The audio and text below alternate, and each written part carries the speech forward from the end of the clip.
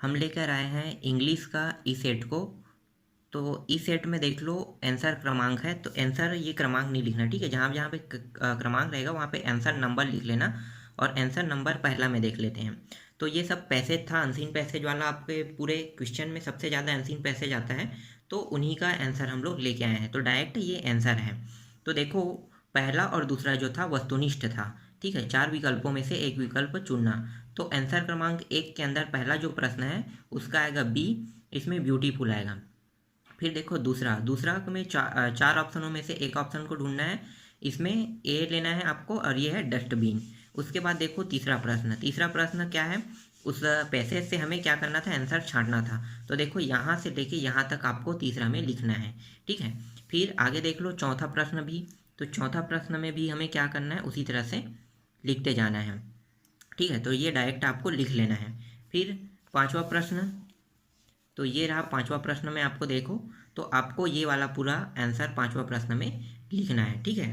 फिर आगे देख लो, आंसर क्रमांक 2 देख लेते हैं। तो आंसर नंबर लिखना है, ठीक है। जहाँ पे यहाँ पे मैंने क्रमांक लिख दिया, इसमें भी तो आप क्या करना है, इसमें नंबर लिख लेना। आंसर नंबर 2 का प्रश्न देख रहे हैं। तो 2 में देखो 2 में पहला में देख लेते हैं, दूसरा का पहला, तो ए आएगा, इसमें फुल आएगा, ठीक है। 4 ऑप्शनों में से एक ऑप्शन लेंगे तो इसमें फुल आएगा।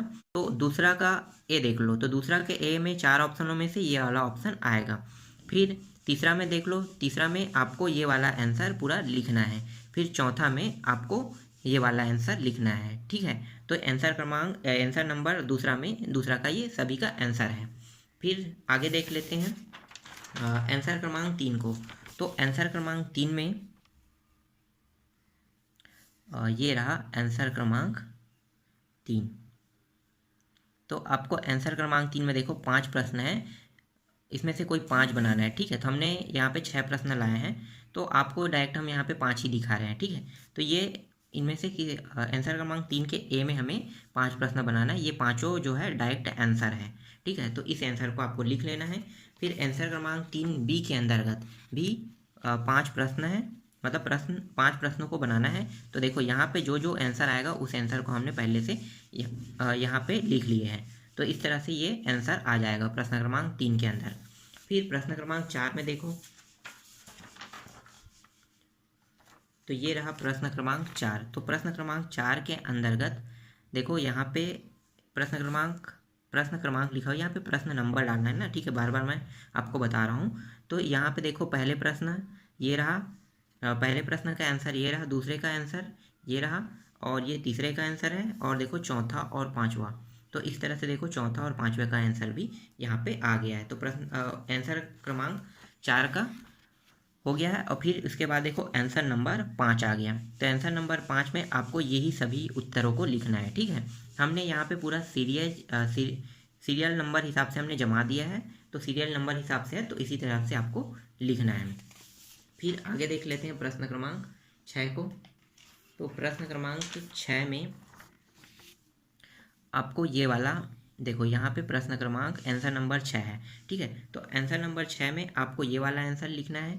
फिर आंसर नंबर 6 के दूसरा प्रश्न में देखो ये वाला आंसर, ठीक है। फिर आंसर नंबर 6 के तीसरा में लिखना है आपको, ये वाला आंसर लिखना है, आंसर नंबर 6, ठीक है। शिक्षक तीसरा है। फिर ये शिक्षक का चौथा का आंसर देख लो, चौथा और पांचवा। तो चौथा और पांचवा में आपको ये दोनों आंसर को लिखना है। फिर आगे देखते हैं आंसर नंबर 7 को देख लेते हैं। तो आंसर नंबर 7 में आपको देखो ए और बी, तो इसमें भी क्या करना है, इसमें भी 2 ऑप्शन रहेंगे। तो इसमें भी 2 वस्तुनिष्ठ है ना, वैकल्पिक।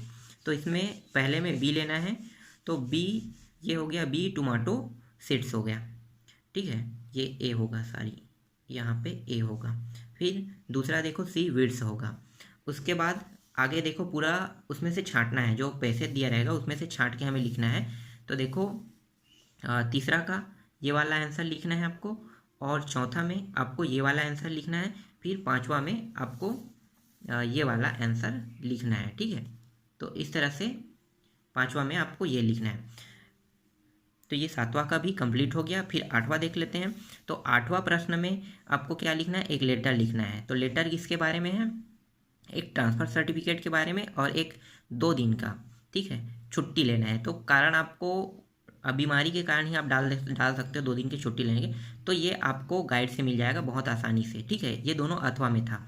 फिर 9वां में भी इसी तरह से, तो 9वां का भी प्रश्न आपको गाइड से मिल जाएगा, और 10वां में ऐसे है, ये भी आपको गाइड से मिल जाएगा।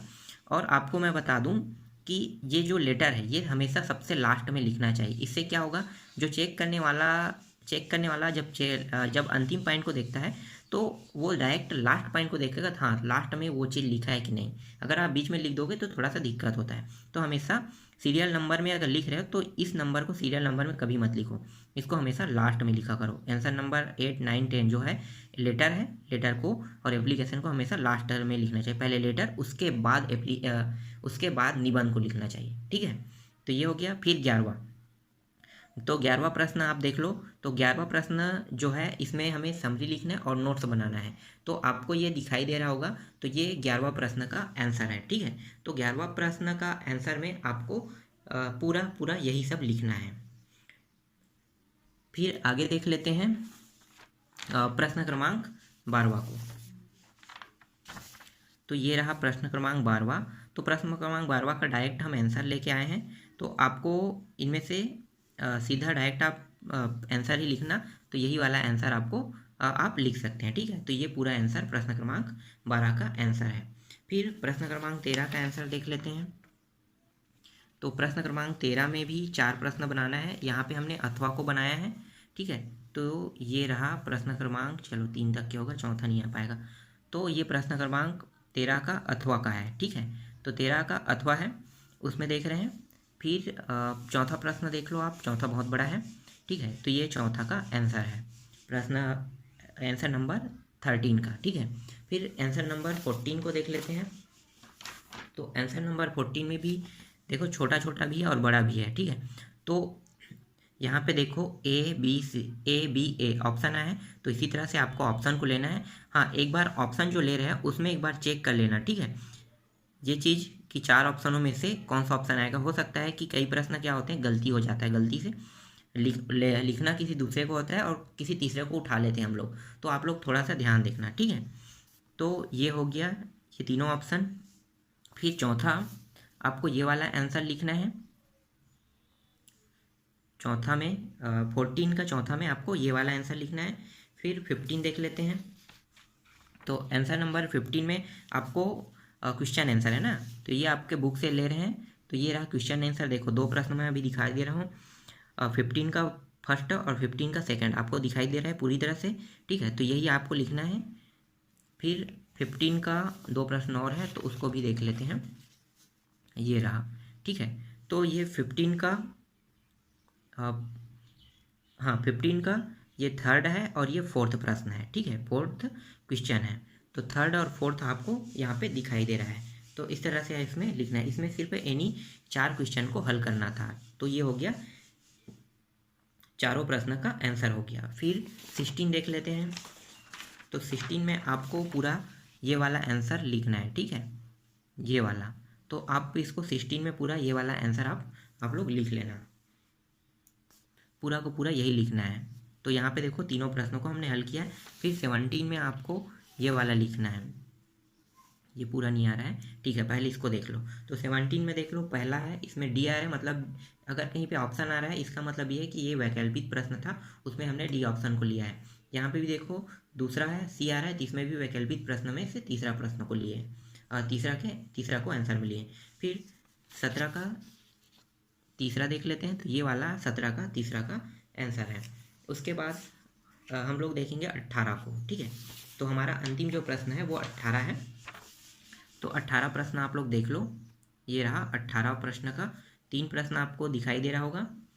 ठीक है, ये भी क्वेश्चन आंसर है। तो ये 3 प्रश्न आपको दिखाई दे रहा है। उसके बाद 2 प्रश्नों को और देख लेते हैं।